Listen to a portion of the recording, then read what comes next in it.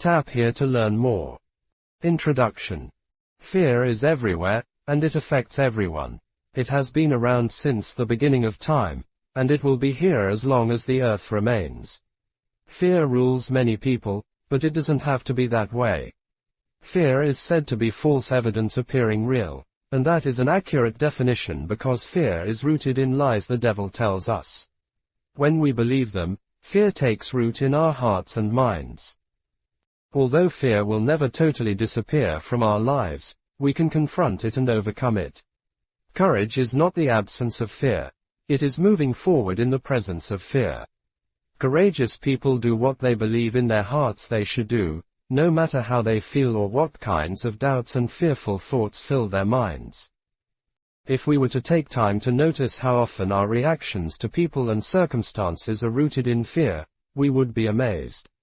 We would also learn a great deal about ourselves. People can and often do spend their entire lives reacting to situations in ways that prevent them from being the people they truly want to be, never realizing that their lives feel empty because they have allowed fear to dictate the decisions. If you are in a room enjoying conversation with a few friends when suddenly someone joins the group and you immediately feel intimidated, the culprit is fear. That fear may be unreasonable because you may not even know the person, and there would be no reason for them to provoke fear in you.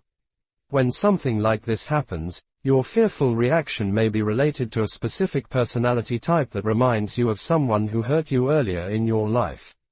Or perhaps the person who intimidates you is better looking or better educated than you are, and that makes you feel insecure. Or there may be no reason at all for you to be afraid except that the devil wants to torment you. You could feel intimidated for numerous reasons, none of which are related to the other person at all. In such a circumstance, the wise course of action is to ask God why you reacted the way you did and then watch and wait for Him to speak to your heart.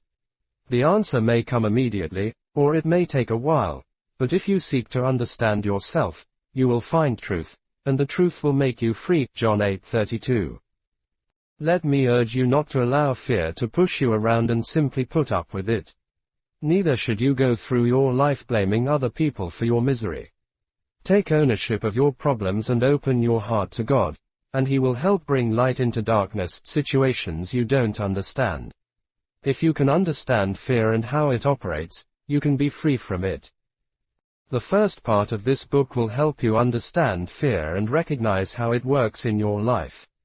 The second part will help you confront fear. In the third part, you will learn about mindsets that will position you for freedom from some of the most common fears people face. I pray that as you read and study this book you will experience freedom from fear, which is something Jesus died to give you. While fear is understandable under certain circumstances, earthquakes, hurricanes, fires, viruses, and other situations, being afraid does not change the experiences the enemy uses to make us afraid. Fear will never make circumstances better, but it will rob us of our strength to deal with them and of our ability to think clearly in the midst of them. The Apostle John wrote, "Fear hath torment," 1 John 4:18 KJV, and even when feeling afraid is understandable, it does nothing but torment us. Fear is the devil's favorite tool in the toolbox of schemes he uses to steal, kill, and destroy God's good plan for us. John 10:10. He uses it to prevent our progress in every area of our lives. He uses it to hold us back, to get us to run away from things we should confront, and simply to cause us emotional suffering. People allow fear to control them to varying degrees, but we can decide not to let it control us at all in any area, for God gave us a spirit not of fear but of power and love and self-control. 2 Tim